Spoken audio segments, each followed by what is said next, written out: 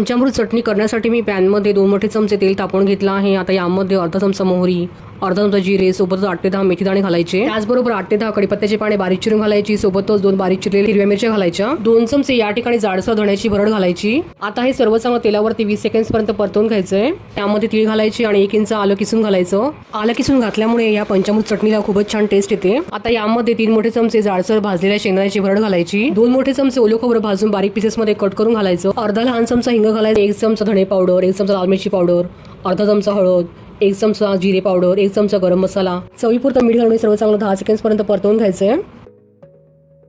आता यामध्ये अर्ध वाटी चिंचेचा कोळ घालायचा आणि त्याच वाटीने अर्ध वाटी पाणी घालायचंय। सर्व चांगलं एकत्र मिक्स करून घ्यायचं आणि आता यामध्ये अर्ध वाटी चिरलेला गुळ घालायचा। अशा या गोड, आंबट, तिखट, तुरट, खारट पंचचवीची सुमधुर पंचामृत चटणी तयार झाली आहे।